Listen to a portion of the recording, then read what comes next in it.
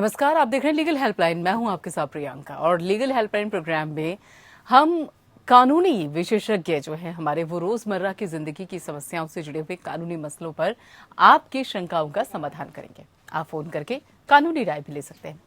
आज हम आपको लीगल हेल्पलाइन कार्यक्रम में चेक बाउंस मामले में आपके अधिकार के बारे में जानकारी देंगे कि आपके अधिकार क्या होते हैं अगर चेक बाउंस हो जाता है तो चेक बाउंस होने पर आप क्या कार्रवाई कर सकते हैं, इसके बारे में भी हम आपको बताएंगे।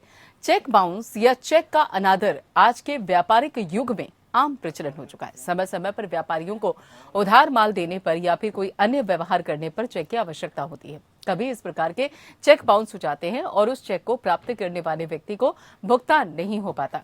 अगर आपको किसी ने चेक दिया है और आप उसको कैश कराने के लिए बैंक में जमा करते हैं तो ये जरूरी है कि चेक जारी करने वाले के खाते में कम से कम उतने पैसे होने चाहिए जितने का चेक उसने जारी किया है।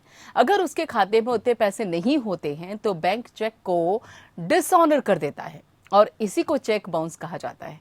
जब चेक बाउंस होता है तो बैंक की ओर से एक स्लिप दी जाती है। इस स्लिप में चेक बाउंस होने का कारण लिखा होता है। चेक बाउंस का केस नेगोशिएबल इंस्ट्रूमेंट एक्ट 1881 की धारा 138 के अंतर्गत संस्थापित की जाती है। अगर चेक बाउंस हो जाता है तो सबसे पहले 1 महीने के अंदर चेक जारी करने वाले को लीगल नोटिस भेजना होता है और इस नोटिस में कहा जाता है कि उसने जो चेक दिया वो बाउंस हो गया और अब वो 15 दिन के अंदर चेक की राशि उसको दे दे और इसके बाद 15 दिन तक इंतजार करना होता है। यदि चेक देने वाला उस पैसे का भुगतान 15 दिन में कर देता है तो मामला वहीं सुलझ जाता है और अगर चेक जारी करने वाला पैसा देने से इनकार कर देता है या लीगल नोटिस का जवाब नहीं देता है तो आप नेगोशिएबल इंस्ट्रूमेंट एक्ट 1881 की धारा 138 के तहत सिविल कोर्ट में केस फाइल कर सकते हैं। इसके तहत आरोपी को 2 साल की सजा और जुर्माना दोनों हो सकता है। जुर्माने की राशि चेक की राशि का दुगना हो सकती है। तो ये तो थी बुनियादी जानकारी। विस्तार से हमारे आज के कानूनी विशेषज्ञ अधिवक्ता हैं शोभा गुप्ता जी, आपको ज्यादा जानकारी देंगे। बहुत बहुत स्वागत है मैम आपका इस कार्यक्रम में लीगल हेल्पलाइन में। लेकिन इससे पहले कि हम आपसे सवाल की शुरुआत करें, अपने दर्शकों को हम बता देते हैं कि यहाँ पर बाकायदा अगर आपके पास चेक बाउंस से जुड़ा हुआ कोई भी सवाल है तो आप फोन करके राय ले सकते हैं। हमारा फोन नंबर है 7065013841 और 8377009636। तो इन दोनों में से किसी भी एक नंबर को डायल कीजिए। चेक बाउंस से जुड़ी कोई भी आपको कानूनी सलाह चाहिए तो आप इन दोनों में से किसी एक नंबर को डायल कर सकते हैं। 7065013841, 8377009636। दोनों में से किसी भी एक नंबर को डायल कीजिए और साथ ही चेक बाउंस से संबंधित जो भी कानूनी सलाह आपको चाहिए, हमारी आज के जो खास मेहमान है शोभा जी जो कि अधिवक्ता है, वो आपको सारी डिटेल बताएंगे। अगर चेक बाउंस होता है तो उस बाबत आपके क्या अधिकार बनते हैं। जी, हमारे खास मेहमान हमारे साथ जुड़ चुके हैं। शोभा जी, सबसे पहला सवाल यही बनता है कि अगर मान लीजिए कि चेक बाउंस होता है तो लोग कभी कभार इसे नहीं समझ पाते कि आखिर ये चेक बाउंस क्या है। कई लोगों को नहीं समझ में आ पाता है आखिर क्या है इसकी कानूनी डेफिनेशन, क्या है, क्या इसकी परिभाषा है चेक बाउंस होने को लेकर। आसानी से सरल भाषा में कैसे समझा जाए चेक बाउंस का प्रोसेस। लैंग्वेज में समझाऊं तो आपकी एक लायबिलिटी है जिसके अगेंस्ट आपने चेक दिया। चेक आपको एक सर्टेन पीरियड की वैलिडिटी होती है। आप एक लिमिटेड पीरियड के लिए भी उसको दे सकते हैं और ये भी हो सकता है कि जो नॉर्मली है एज पर द बैंकिंग कि 3 मंथ्स की एक चेक की वैलिडिटी होती है।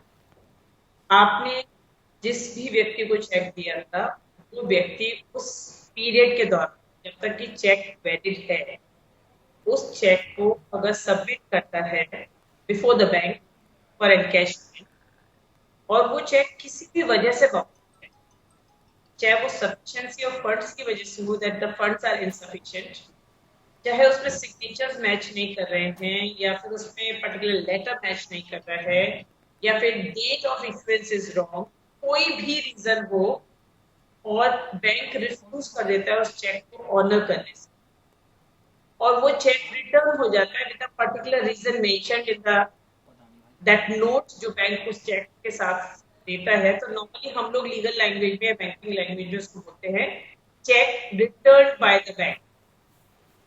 और वो जो चेक बिना ऑनर करे बैंक रिटर्न कर देती है इसको बोलते हैं चेक डिसऑनर होना जी। या एक रेगुलर लैंग्वेज में चेक बाउंस होना। तो सही मायने में अगर देखा जाए तो ये इसकी कानूनी परिभाषा होती है। अगर चेक बाउंस होता है तो इस बाबत उसको आसानी से समझा जा सकता है कि ये सही तरीके की उसकी डेफिनेशन है। लेकिन ये जो चेक नेगोशिएबल इंस्ट्रूमेंट है, ये एक्ट क्या है और साथ ही चेक जारी कौन कर सकता है? इन दोनों सवालों का जवाब दीजिए please. So negotiable instrument act is an old act, जैसे आपने पहले भी मेंशन किया था, 1881 का एक्ट, 1 मार्च 1882 से लागू हो गया था। इनिशियली कुछ रेस्ट्रिक्टेड एरियाज थे except part B of India, बाद में वो 1956 में ऑल ओवर इंडिया पे लागू हो गया। इंस्ट्रूमेंट 3 नेचर के जो इस एक्ट में कवर होते हैं, that is promissory, bills of exchange और चेक। अब ब्रॉडली प्रॉमिसरी नोट्स यूज नहीं हो रहे होते हैं, बिल्स ऑफ एक्सचेंज यूज नहीं हो रहे होते, तो हम दो को छोड़ सकते हैं टाइमिंग हमारे आज के डिस्कशन। पर चेक्स में जो कि हम लोग इश्यू करते हैं, और वो क्या होता है, मैंने ऐसा पर्सन ए अपनी किसी लाइबिलिटी के अगेंस्ट एक पर्टिकुलर बैंक को असाइन कर दिया जहां पर कि मेरा अकाउंट मेंटेन हो रहा है, उस अमाउंट को उस पेई को देने के जिसके फेवर में मैंने चेक इशू किया था। ये तो हो गया what is negotiable instrument act, और जो उस एक्ट के अंदर आने वाला एक इंस्ट्रूमेंट है चेक। अब कौन इश्यू कर सकता है? सर्टेनली जो कि अकाउंट होल्डर है या जिसके अगेंस्ट कोई लाइबिलिटी हो रही है। मैं इसको सिंपल लैंग्वेज में समझती हूँ कि मान लीजिए पर्सन ए ने एक ऑर्डर प्लेस किया शर्ट को बनाने का, 100 शर्ट बनाने, पर्सन बी को ऑर्डर दिया। पर्सन बी अपने उस ऑर्डर के अगेंस्ट, क्योंकि उसको बना के देना था, पर्सन ए ने उसको चेक दे दिया कि देखिए आपका मेरा 1 लाख रुपए का अमाउंट बनेगा, मैं आपको इसकी एक सिक्योरिटी चेक दे रहा हूँ जिसमें अमाउंट पे बुक भी दे सकता हूँ। तो ये मैं वो इशू कर सकता हूँ जिसकी लाइबिलिटी अप हो रही है। फॉर सर्टेन वो मेजर होगा, माइनर तो इशू कर ही नहीं सकता चेक। कंपनी इशू कर सकती है, कंपनी का ऑथराइज सिग्नेटरी इशू कर सकता है। The person has to be the authorise signatory. तो इंडिविजुअल कर सकता है जिसके अगेंस्ट लाइबिलिटी है, या कोई कंपनी कर सकती है जिसके अगेंस्ट लाइबिलिटी है, थ्रू द ऑथराइज सिग्नेटरी। बिल्कुल। और यहाँ एक सवाल ये भी उठता है शोभा जी कि आखिर जो चेक है उसे जो बाउंस होता है, आखिर कब कब माना जाए कि ये चेक बाउंस होता है? कौन सी वो परिस्थिति और स्थिति होती है? मैंने आपको बताया कि आपने वैलिडिटी पीरियड में चेक के ऊपर डेट मेंशन होनी चाहिए, उसकी वैलिडिटी पीरियड मतलब 3 मंथ्स का चेक है, 3 मंथ्स की वैलिडिटी है, 3 मंथ्स के बीच आपने पेश कर दिया अपनी जिस बैंक में आप करना चाहे, जहां भी आप सिक्योरिटी है वहां करिए। चेक में आपने जब प्रेजेंट किया तो मान लीजिए उसमें आपके बैंक में अदर पार्टी जिसको जो ड्रॉ था, जिसने आपको चेक किया था, उसके बैंक में अगर पैसे नहीं है या उसकी ओवरड्राफ्ट फैसिलिटी से वो आपका चेक अमाउंट क्रॉस करता है, या फिर आपके सिग्नेचर्स मैच नहीं करते, या मान लीजिए जॉइंट अकाउंट है तो आपके सेटिंग जॉइंट अकाउंट ने साइन नहीं किया, या फिर आपकी कहीं पर ओवरलेटिंग है आपने मेंशन किया, कट है, सेवरल सर्कमस्टांसेस है जहां भी चेक बैंक रिफ्यूज कर सकती है। ड्रॉर बैंक, जिस बैंक का चेक है वो मना कर सकते हैं हम चेक एनकैश नहीं करते हैं, और एबीसीडी रीजन, वो रीजन मेंशन। पहले बहुत सारे लिटिगेशन जहां हम लोग जाते थे बोलते थे देखिए एक्ट तो ये बोलता है कि अगर आप सफिशिएंट फंड या ड्रॉर कर दिया पे करके तो सर्कमस्टांस में कवर होगा। फैक्ट रिमेंस कि सारे इंस्टेंस जबकि बैंक कर देती है कि सॉरी आपको पेमेंट नहीं दे पाएंगे अगेंस्ट चेक, वो सारे चेक में आएंगे, चेक रिटर्न किया है। अगर जिसके फेवर में चेक था वो उसको अप्रोच करता है ड्रॉर को, चेक रिटर्न हो गया, और वो एक्सप्लेन कर देता है उसको कि रिपे कर देता है या दूसरा चेक दे देता है या अपने बैंक में पैसे डलवा देता है, तो एक अलग सिचुएशन है। बट अदरवाइज सारे इंस्टेंस बाउंसिंग में आएंगे कि आपका चेक डिसऑनर, बिल्कुल डिसऑनर हो गया है। यहाँ पे प्रत्युष हमारे साथ पंजाब की तरन तारण से जुड़ चुके हैं। प्रत्युष अपना सवाल पूछिए। हेलो जी, आपकी आवाज मिल रही है प्रत्युष, सवाल पूछिए। हाँ जी मैम, मैं मतलब के पूछना चाहता हूँ, मेरी शादी को 10 साल हो गए हैं और मेरी पत्नी 1 महीना जहाँ पर रही थी उसके बाद मायके चलेगी और मुझको वहीं पर बुलाती थी रहने के लिए। हाँ। और अब वो बोलती है मैं ससुराल में नहीं रहूंगी, वहीं पर रहूंगी। हाँ। और उसके किसी के साथ नाजायज संबंध भी है, क्या मुझे तलाक मिल सकता है? हाँ, शोभा जी, ये मसला तो खैर टॉपिक से रिलेटेड नहीं है, लेकिन अगर आपके पास इनके लिए सलाह हो तो जरूर। मैं सुन नहीं पाई सवाल। जी, प्रत्युष जी, एक बार फिर से अपना सवाल जरा ऊंची आवाज में दोहराइए जरा। आप रिपीट कर देंगे क्योंकि इनकी आवाज से बहुत कम आ तो रही है। ठीक। मेरी शादी को मैम 10 साल हो गए हैं और 10 साल में मान के वो वहीं पर ही रह रही है। हाँ। और कभी कभी मेरे को उधर बुला लेती है, मैं उधर साल 6 महीने रह के आ जाता हूँ, फिर लड़के मार झगड़ कर फिर इधर भगा देते थे कभी। ठीक है। और ठीक है। मतलब के बच्चे भी उधर ही है और वो मेरे को बोलती है मैं ससुराल में कभी नहीं रहूंगी, उधर ही रहना है तो आ जाओ, और मतलब मेरे को तलाक मिल सकता है? ठीक है शोभा जी, दरअसल इनका कहना यह है प्रत्युष का कि जो इनकी धर्मपत्नी है वो काफी समय से अपने मायके में ही है और इनको कभी कभार अपने घर पे बुला लेती है और कहती हैं कि रहना है तो उनके मतलब जो ये प्रत्युष है अपने ससुराल में ही रहें और ससुराल नहीं आना चाहती हैं। और ये भी कह रहे हैं कि शायद इनके अवैध संबंध भी है इनकी पत्नी के किसी के साथ। तो इस बाबत ये पूछ रहे हैं कि क्या इनको तलाक मिल सकता है? हाँ, सर्टेनली। अगर अगर वो एक मैरिज में है ही नहीं इफेक्टिवली और मैरिटल जो ड्यूटीज है उसको डिस्चार्ज नहीं कर रही हैं और अगर 10 साल से साथ नहीं रह रही हैं या जितना भी पीरियड आप बता रहे हैं, अगर वो साथ नहीं रह रही हैं तो आपके पास रीजन है कि उन्होंने आपको छोड़ा हुआ है बिना किसी एक रीजनेबल ग्राउंड के। वो डिपेंड करेगा कि वो आगे एक्सप्लेन कर दें कोर्ट को कि उनके पास रीजनेबल ग्राउंड है, पर आपके पास फॉर श्योर वजह है कोर्ट में जाने के लिए कि आप डिवोर्स मांगे। आप जो उससे संबंध वगैरह डिपेंड करता है आपके पास क्या एविडेंस है, बट आपके साथ नहीं रहना या साथ में मना करना काफी रीजन है, ये सफिशिएंट रीजन है आपको डिवोर्स सीख करना। बिल्कुल। चलिए, उम्मीद है कि प्रत्युष जी को उनके सवाल का जवाब मिल गया होगा। और शोभा जी अब अपने मुद्दे पे आ जाते हैं, जो चेक बाउंस को लेकर बाकायदा यहाँ पर आप जानकारी भी दे रही हैं। अगर चेक बाउंस की परिस्थिति बनती है तो क्या उस बाबत क्रिमिनल केस भी दायर कर सकते हैं शोभा जी? ये भी ऑप्शन हो सकता है क्या? दोनों हो सकते हैं, डिपेंड करता है कि हम फैक्ट्स बना के अगर हम ये बोल पाते फैक्ट्स के बेसिस पर कि फॉर्जरी कमिट हुई या चीटिंग कमिट हुई, तो फॉर श्योर उस फॉर्जरी और चीटिंग के लिए आप क्रिमिनल केस चला सकते हैं। एंड बाउंसिंग में जो आपको मिलता है वो क्या मिलता है कि punishing that person for an offence of cheating you. आप एक ही ऑफेंस के लिए आप 2 केस तो नहीं चलाएंगे। तो लॉ ये होती है कि अगर आपके फैक्ट्स में आप डिस्टिंग्विश नहीं कर पा रहे क्रिमिनल केस को और जो यहाँ आप डिमांड कर रहे हैं, तब आप 2 पैरेलल प्रोसीडिंग नहीं चला पाएंगे। बट अगर यहाँ पर आपने चेक बाउंसिंग का ऑफेंस जो कमिट हुआ है, चेक बाउंसिंग का ऑफेंस अगर मैं आप मुझे ज्यादा समझा देती हूँ कि ऑफेंस कब कमिट होता है। अभी तक हमने बात करी थी कि चेक बाउंसिंग का मतलब क्या होता है या डिसऑनर का मतलब क्या होता है कि ए पर्सन ने चेक प्रेजेंट किया, बैंक ने रिटर्न कर दिया फॉर एबीसीडी रीजन, तो ये चेक डिसऑनर हो गया। अभी ऑफेंस नहीं कमिट हुआ है।